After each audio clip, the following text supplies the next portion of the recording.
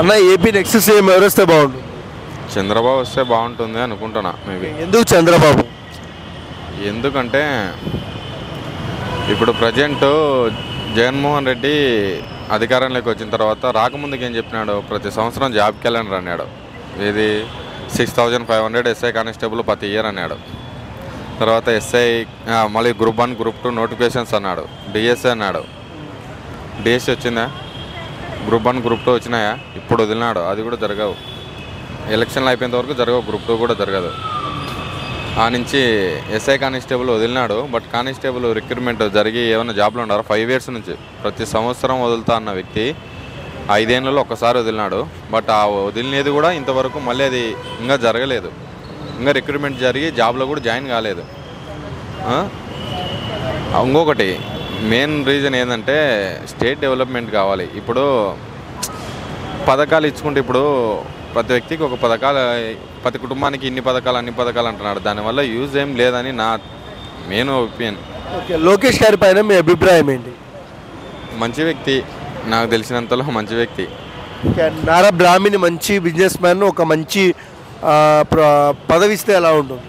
ఆమె గురించి నాకు తెలియదు బ్రో. అంటే ఆమె గురించి నేను అంతగా అవగాహన లేదు. ఆమె గురించి తెలియనప్పుడు మాట్లాడడం బాగుంది కదా. అండ్ హిందూపూర్ కింగ్ బాలయ్య ఈసారి హ్యాట్రిక్ కొడతాడా? చెప్పలేం. మేబీ ఆ ప్రజలలో ఉంటుంది. చెప్పలేం. గెలిచొచ్చు, గెలిచకపోవచ్చు, ఏదేం జరగవచ్చు.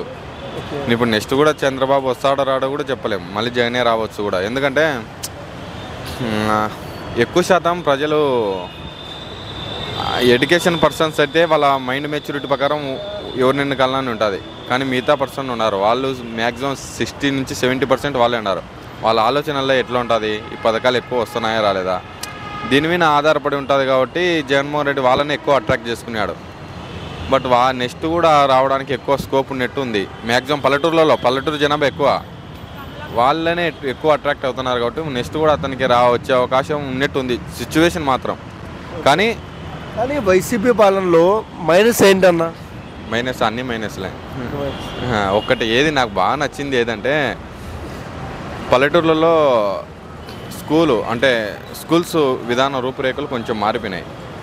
కానీ అన్న వైసీపీ నుంచి రోజా గారికి ఈసారి టికెట్ లేదంటున్నారు, మంచిదే అంటారా? మంచిదే కదా, ఆమె ఇవ్వకపోవడమే మంచిది నాకు తెలిసినంత. ఐటీ మినిస్టర్ వల్ల ఏమన్నా ఉపయోగాలు ఉన్నాయన్న గుడివాడ అమర్నాథ్?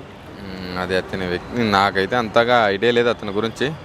లేదని ముందు ఇండస్ట్రియల్ తీసుకురావాలి కదా. ఇప్పుడు అమర్నాథ్ అనే వ్యక్తి ఐటీ శాఖ మంత్రి. బట్ ఇండస్ట్రియల్ ఏదైనా తీసుకొచ్చే కదా. మేము ఏపీ నుంచి ఇక్కడ తెలంగాణకు వచ్చి ఇక్కడ జాబ్ సెర్చ్ కోసం ఇక్కడ ఇన్ని ఇబ్బందులు పడి చావాల్సిన అవసరం లేదు. ఓకే, అండ్ చంద్రబాబు జగన్ ఇద్దరిలో బెస్ట్ సీఎం ఎవరు? చంద్రబాబే. ఎందుకంటే ఇతను పదవి వచ్చిన పదవిని బాగా యూటిలైజ్ చేసుకొని ఉంటే మేబీ జగన్ బాగుండేవాడు. బట్ అది ఎందుకో మళ్ళీ అతని వ్యక్తిత్వం ఎందుకో మరి తెలియదు. కానీ అతనికి చెప్పే సలహాదారులు ఎక్కువ ఉండడం వలనో మళ్ళీ ఎట్టేటనో అతను చేయాలనుకునేది ఏం సక్రమంగా చేయట్లేదు. థ్యాంక్ యూ అన్న.